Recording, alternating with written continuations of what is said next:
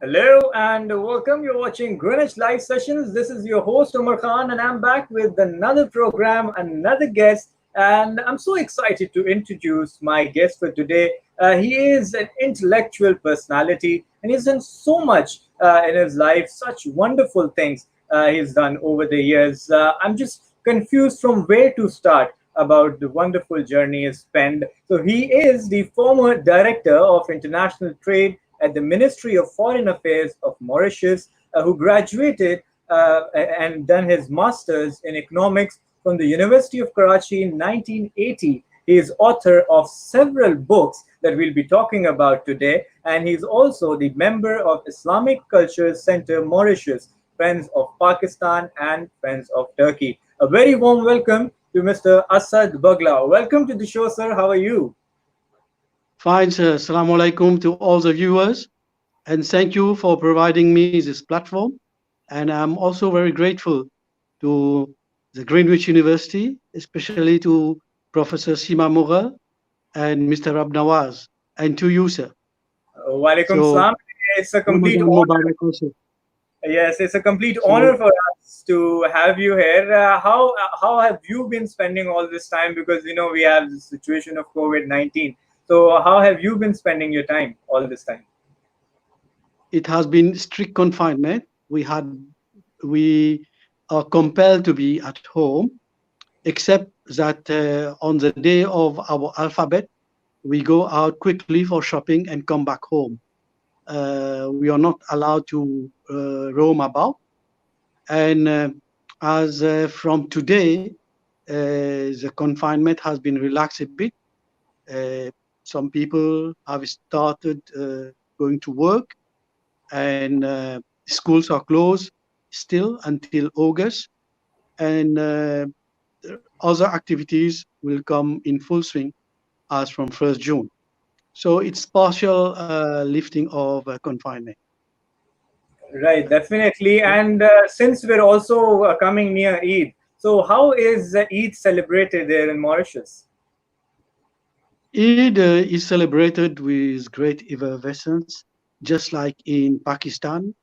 People, for the whole month of Ramadan, people go to iftari, they go to masjid, but this year they are doing their Ramadan at home. And unfortunately, there will be no shopping for many people because all the shops are closed, because only foodstuff stores are open, vegetable shops are open, whereas clothing, garments, these shops will be closed until 1st June by the time Eid will be over. So we'll dress with our best clothes, but not necessarily new clothes. Right, definitely. So you have a huge and vast experience of working over the years, and when it comes to making trade policies and everything, how do you look at it post COVID? That what changes do you see in the trade around the world globally? It will be a new order because this COVID will change a lot of things the way we wanted to do. Uh, until recently, as we know, uh, the world in full swing of globalization. There was a lot of free trade, and in terms of trade and production, it was supply chain. Okay, you don't need to produce everything in one country in single place. So some of the components were made in different places and assembled partly in one country, and finally it was in another country that the final product was done. But uh, this lockdown has made many countries afraid because they think that in future, if they are going to stay with the same model, and if there will be a similar situation in future, so they don't want to take the risk. They want to bring down all the production from abroad nearer home. So instead of relying on imported stuff, imported commodities. They want to do most of the things at home, and this under uh, high protection. Countries are not hesitating to put high tariff or giving subsidies or a lot of incentives for their local industries, so that, of course, they're using the pretext of COVID to put all those protective measures. As you know, in terms of WTO, you're not allowed to put subsidies, tariff, or other protection. But because of COVID, all almost all the countries, they are making trade restrictive so that the domestic production will boost, domestic trade will expand, and people will not lose much job. The time is more towards preserving jobs because this COVID is going to bring a lot of job losses. Okay. Absolutely, and people are really worried about what future holds. So, what we're looking at right now globally, that there's lots of losses around the globe due to COVID, especially even the developed countries, the first world countries. They have been affected in huge numbers. So, how do you look at developing countries like Pakistan, India, and other countries in Asia, looking at the economic hit that they've got from COVID, and as you mentioned, the whole domestic trade and all? Do you think these underdeveloped countries or developing countries can manage themselves out of this whole situation? You know, this is a very new situation that we are living. We have been talking about previous pandemics like the Spanish flu. At that time, we did not have fast transport like aeroplane. Right, So the disease in 1918 could not expand or spread that fast. Today, what we have is a very fast communication and travel and transport, which is aeroplane. true. And that has almost paralyzed the world. The world has come to stand still. And with the airlines grounded, uh, the big chunk of the trade and services have come to stand still. Now, Mauritius is a country which depends a lot on services, especially tourism. And if there is no travel or aeroplane like uh, we used to have prior to COVID, because now the aeroplanes they will come with new standards, new norms, more health and safety regulations. It will be quite costly for people to travel, and some people will even hesitate to travel. That's for Mauritius. And for other developing countries, you know, they depend on investment, foreign investment. Now, if the Americans and the Europeans will try to concentrate more on their own economy, they will try to bring more of what they had outsourced abroad, nearer home or in their country. So developing countries will have lesser and lesser foreign investment. Then other thing is that even the developed countries, they are badly hit, and there will not be a lot of buying from the customers. So the Right, consumption will contract. When consumption will contract, countries like Mauritius, Pakistan, or India, which used to export a lot of stuff like textiles, garment, that will find some shrinking. But right, uh, of course, there is a positive side also, right, because of this COVID, many countries have realized that sectors like agriculture and domestic industries are very important, and they will try to give more attention to it, more production of agricultural product, more focus on food processing that will strengthen their economy and provide more jobs to their own people. And as many economists have said, this COVID uh, has brought a lot of uncertainties. The only constant thing about this COVID is uncertainty. We don't know how it is going to unfold. And Absolutely. if we don't know how it is going to unfold, it is difficult to make long-term planning. So right now, it's difficult to venture to say uh, how it is going to project itself. And some countries are saying that there will be a shift of power. The economic gravity will move more towards east, more towards China. So let's see how it is going to happen, because so far China has been doing well in managing this pandemic. And at a time we were thinking the West will be spared, America will be spared, USA will be spared. But today we find USA is a country which is the most highly hit, and they are the number one in terms of having the effects of COVID. And the number one So by a large margin, like over 1.5 million cases. That is a million huge. cases, but in And terms of death also. yes, they've crossed 90,000 deaths as well, and the numbers of new Yes, cases keeps on increasing. Where we look at Malaysia, Japan, even Turkey, they have reduced the number of new cases, and they have yes. controlled it in a much better way. But whereas when we look at USA, they are unable to control it, and the numbers keeps on increasing, and to such an alarming rate that the situation is completely out of control.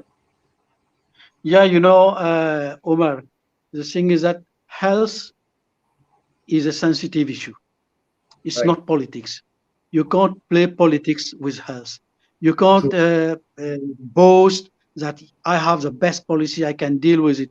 So these are what we say, some of the blunders that some leaders have done, and they are paying the price for it. Health is an issue that affects humanity. It does not uh, see color, it doesn't see race, it doesn't see boundaries. It hit everyone to the same extent. So trying to make politics with health, this is not ethical. Okay, I think Absolutely. what we have to look for is that the entire world come to normalcy, that the humanity comes to good health, and every people has the best of the health. It's no use saying that I am having good health, my country is spared, the next country is having bad health.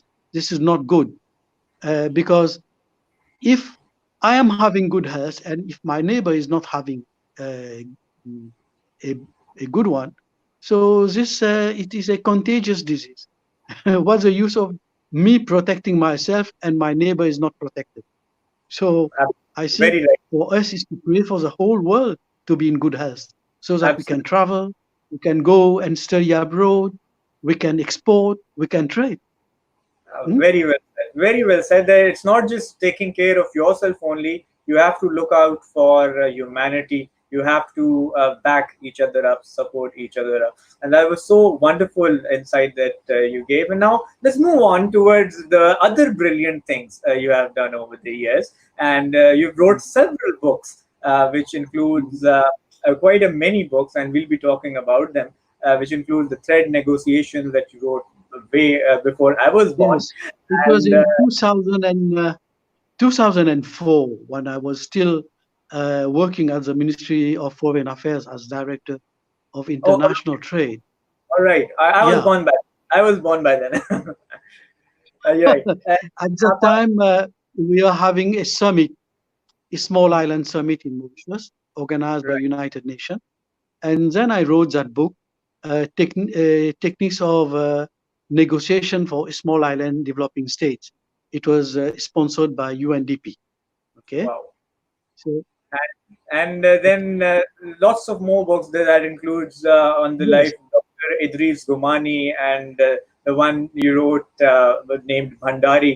So mm, we'll be talking about those books as well. But at the same time, mm. there is an artist, a very well-known artist, with us Mm. today, who painted the picture of two of those books, I believe, and Yes. Okay. where she's kind Yeah. enough to join us today. And we have Mm, with us Mrs. Nasreen Bano. So, welcome to the mm. show, ma'am. How are you? Hello, Assalamualaikum. I'm fine, thank you. And I would like to thank you also for inviting me on this platform. And I'm glad to be among you today. So, You're most welcome. yes. And I would like to tell the audience a bit about Ms. Nasreen Bano. She is a wonderful artist, and not she's just not known for her art. She's also an educator with extreme hold on the language of Urdu. In fact, her paintings have been offered to the Honorable Pravind Kumar Jagannath, the Prime Minister of Republic of Mauritius, on three different occasions as well. So she's a multi-skilled woman, and we're lucky to have her here today. So, ma'am, how have you been spending all your time during this COVID? I know artists enjoy their alone time a lot, so you use it to be very productive and all. So, how have you been spending all this time? Yeah, in fact, we have tried to use it in a positive way. So, because we don't have any other options, we learn to accept things that we cannot change. So, since we are at home doing nothing, in fact, I'm taking some classes during the day because, you have just mentioned, I teach Urdu, I'm an educator. So, during the day, I communicate with my students and I look after the house, the family. After a very long time, I'm getting this opportunity because I have been spending lots of my time working and painting for the last 3 years, and it is all. I should be. It's also an opportunity for me to thank Mr. Bhuglah as he is here on this platform. Uh, in fact, I met Mr. Bhuglah a few years ago in a seminar at Capricorn. I was exhibiting some of my paintings over there. I met him for the first time. We talked, and he asked me if I would like to do some exhibitions for him. So it was really a very great opportunity for me. I said yes, why not? Then he planned on the occasion of the 50th anniversary of Mauritius, Independence Day of Mauritius, he organized at the Islamic Cultural Center an exhibition on the Muslim presence in Mauritius. That was our theme. We worked, me and others, four artists together. We did 40 paintings for Mr. Assad Bhuglah Wow. on Muslim presence in Mauritius. Yes, it was a very nice experience. And since then, people have started knowing me more because I used to paint only one or two paintings for some associations. But after Mr. Bhuglah has given me this opportunity, after working on 10 paintings with other artists, so this has given me the opportunity to work more because some people have started knowing me. Uh, and then Mr. Bhuglah has asked me to do his first book cover on Idris Kumani, Dr. Idris Kumani. So I don't have the painting, it is Mr. Bhuglah. So I have the book here in front of me. So I did the portrait of Dr. Idris Kumani. In fact, it was a very old picture which Mr. Bhuglah got. It was black and white, very flu, very old. We could not even see lots of details. I have put it into on Canva in color, as you can see. So this is the cover of that painting. Then this also we got lots of success for this. And then later, Mr. Bhuglah decided to write his book on Bandari, and he asked me if we can do the painting. I would like to show you a painting, but unfortunately, this is the painting which have been offered to the Prime Minister. Mr. Bhuglah has a book in front of him. You can see it. It is the picture of Bandari. Yeah, lovely. So, yeah, this was also a very nice experience for me. We had many meetings before doing this painting, how we're going to show those five main characters on a painting, what kind of dress they should wear, and how to show the age. The background, for example, should be like the structure of the house should be a Muslim house, and the ingredients, the utensils that normally a bandari use, we did some research on this, and finally the work was there. It became a very beautiful painting, which is one of my favorite painting till now.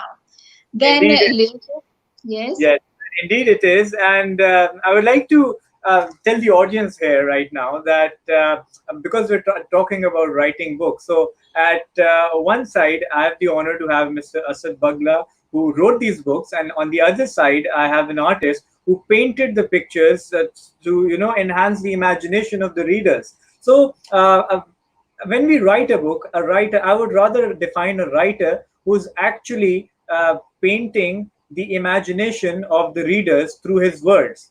And then we have an artist who actually paints those words into imagination and gives them life. So, how beautiful is that? Yeah. Uh, Dr. Idris Gumani, I think he was born in 1859, and he graduated from Scotland. Hello? Yes, we can hear you, Hello? sir. Yes, we Oh, can you hear can you. hear me. I think, okay. Yeah. Dr. Idris Gumani, he was the first of the, let's say, people of Indian origin in Mauritius who got graduated uh, as doctor in 1886. You know, Mauritius, due to colonial rule, uh, there were people who were of immigrant class. They were not privileged to have education and other Right, facilities. In fact, Dr. Idris Gumani grandparents, they originated from Cochin at that in 1798. At the time, uh, it was a period of Tipu Sultan, and when they came here, they maintained their culture. They gave education to their son. They sent him to Scotland. At the time, there was no aeroplane, and he was the first to be a Muslim doctor to come to Mauritius. And when he returned to Mauritius, the island was under threat of a pandemic, smallpox. Many people died. And right, doctors from the white bourgeoisie class did not want to treat the Indian immigrants, brown people, or colored people. So he volunteered to treat them. And you know, today we are under the height of the pandemics. We know what is the role of frontliners, how their life is under threat, and what is the sacrifice they are giving. But absolutely. at that time, in 1889, a young doctor of 30 years, he spent almost 3 years in quarantine curing people, and Wow, he died while curing the people. So I thought that uh, his life deserved a book. That's why I wrote a book, then a drama. And at that time, we did not have good pictures. That's where an artist play a good role in trying to show to the people what was the character, who was Dr. Gimani, what was his environment. right. And what Nasrin showed is only one painting. In fact, she did several paintings on around the family of Dr. Gumani. Okay. Wow, indeed. That is beautiful. So we include some comments from the people who are live with us, and this one is a very special one. We have with us our honorable chancellor, and she is watching us. She has a comment for Nasreen Bano and for you, sir. She says, "Brother Asad, so nice to see you," and she adds on, "Nasreen Bano, love you." So our madam Mm, is watching. Hello, Miss. Hello, Sima ma'am. That's very nice to hear from you after such a long time. We are missing you here in Mauritius. Right. yeah, we are missing. And even Rodrigue is waiting for you. Definitely, I'm sure of that. Rodriguez is missing. There is no corona in Rodrigue. Would you imagine? Wow. So that's one more incentive to reach Rodriguez as soon as possible, of course. Right. I'll include some more messages. We've got plenty of them. And our dear Rab Nawaz is with us. He says, Sir Assad Bhuglah, a great man, very happy to see you after so long. Yeah, Rab Nawaz is a man behind the scene. He always work hard, coordinate things, and make things happen. He's a great man also. Indeed. We On have this this, Bhandari, yes, we on this have, Bhandari, yes, I would like to thank I would like yes, to thank Greenwich University for translating Bhandari into Urdu, and I'm yes, sure it will be launched very soon. And the yes, book Bhandari is not just about cooking, it's about relation, about tradition, and it shows to what extent there is this moral tradition being passed generation after generation. And it is also in a remote island like Mauritius. And this shows to what extent we are close to Pakistan, Pakistan being the inheritor of the moral legacy. absolutely. Okay. So, the next comment is from Shadia Anwar. She says, Assalamu alaikum. How are you, sir? Nice to see you here after such Yes. a long time. So, people are really excited Shazia to. Sahab, Assalamu alaikum. I know you Yeah, had been working very hard. absolutely. We'll be including more of the messages. I'll add on one more and then we'll move on towards our conversation. We have with us Dr. Shafiqur Rahman, who's the HOD Economics and Finance at Greenwich University. And he says developing countries like Mauritius and Pakistan should concentrate on agriculture sector. And that's his view on the conversation we were having. Yes, that's right. But Mauritius is a tiny island. Our population is only 1.3 million, and our uh, land area is 1,000 kilometers. So we don't have that much land for agriculture. So we are concentrating on ocean economy. And this name, Shafiqur Rahman, reminds me. There was my classmate also in Karachi University, Shafiqur Rahman. I don't know whether he's around. There are so Uh, many names similar. if he is the one, I'll definitely would be replying to that, and that will of course bring on your student memories as well. So it's such a lovely thing, when we look It's down okay. back in memory lane and the student life, and over the years the wonderful success that you've had. It seems very nice, to think about Yeah. the good memories. Yes, of course. Pakistan is a great country. So you do have a lot of memories with Pakistan as well, definitely. I'm sure you won't have forgotten the different kind of foods and spices we have back here in Pakistan. No, we haven't. That's why we have an association here in Mauritius, Friends of Pakistan. Hmm. So we do some activities to keep memories alive, to bring the two people together by doing some activities, Iqbal Day or Pakistan Day, publishing magazine, uh, having exhibition. So just to make Pakistani presence felt by the local people here. Absolutely. And before we leave, I would love you to, share a piece of advice for all the students, for all the youngsters who are watching us regarding their careers. If you want to give them some advice of how they can pursue their careers better and with the choices they can make, keeping in mind the post-COVID situation. Yeah, I think young people don't be discouraged with this COVID.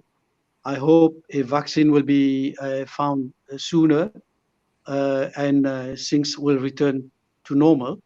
For the time being, it seems that health is priority number one. So those who are studying uh, medicine or health-related subjects, you have a big prospect for that.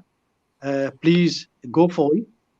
And because of this social distancing, online thing, cyber activities also are becoming very important. So those who are doing informatics, cyber, computer-related things. I think this is where you should be trying to look for a career. And of course, I don't want to limit to these two things. There are many uh, mm, uh, fields where you can try to uh, find a career. In the services sector, you have financial services and quite a lot in the logistic services, the transport services, I'm sure. And as my friend earlier mentioned, agriculture, of course, agriculture will be very important. It will play a big role. And Pakistan does not only have agriculture, you also have uh, a sea. You are bordered by the Indian Ocean, the Arabian Sea, and you have plenty of resources. I think that's also you have to exploit. Thank you Uh, so much for that wonderful advice. I'll move towards Mrs. Nasreen Bano. And ma'am, you being an educator, you being an artist, what would you advise all the youngsters, all the students who want to pursue their careers in the field of art? And this is a very growing field. People are moving towards the art side as well. So, what would you advise them? Well, I am not an art educator, but being an artist, I would advise that this is like art is like a therapy. Even if you don't study it, you I'm just as I always mention. Picasso said that every child is born an artist. We just have to we know we have to stay an artist when we grow up, because sometimes, as I can see now, I'm an educator, I see students are very stressed because of their studies. But for me, when I'm sometimes very stressed at work, at home with my family. But this is how I escape from this stress, by painting.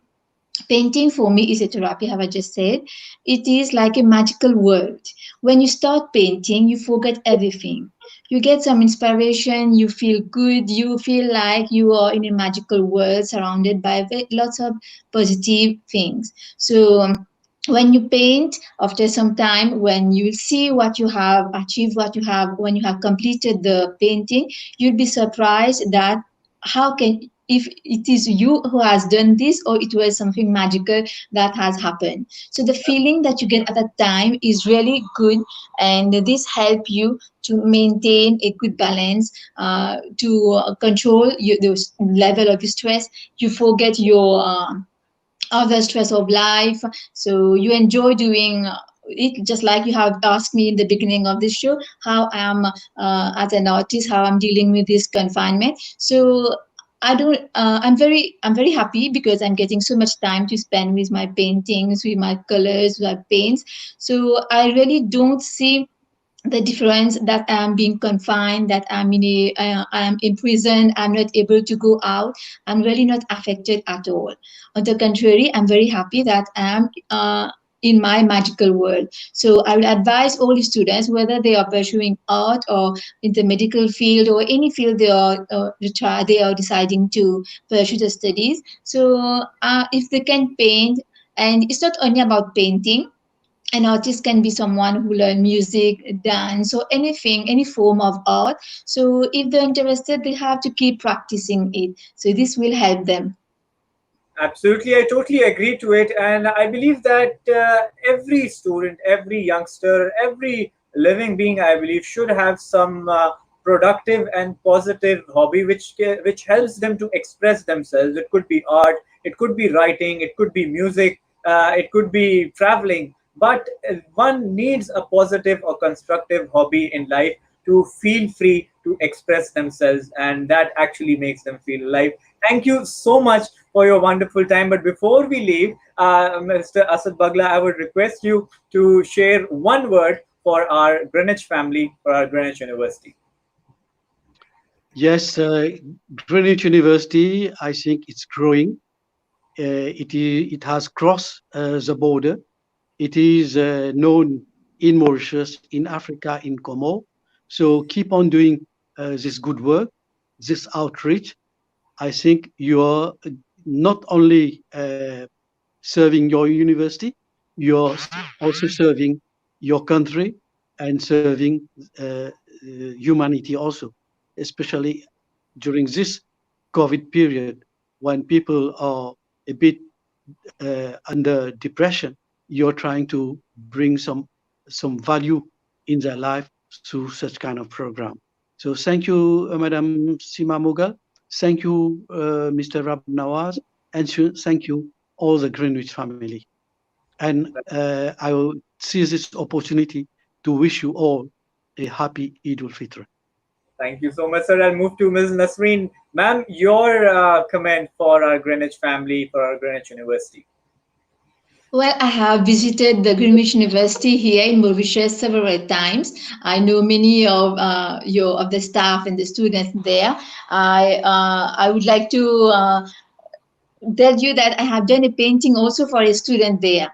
Hamada, who was a student from Madagascar and who was studying at the Greenwich University. Last year, he graduated from Greenwich University, and Mr. Bhuglah has asked me to do a painting for him.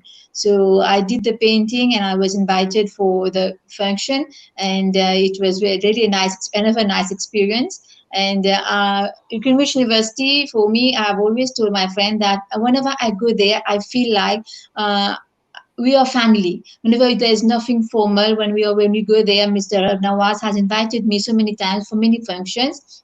And we go there as family, we sit together, we talk, we eat. So I really enjoy the environment there.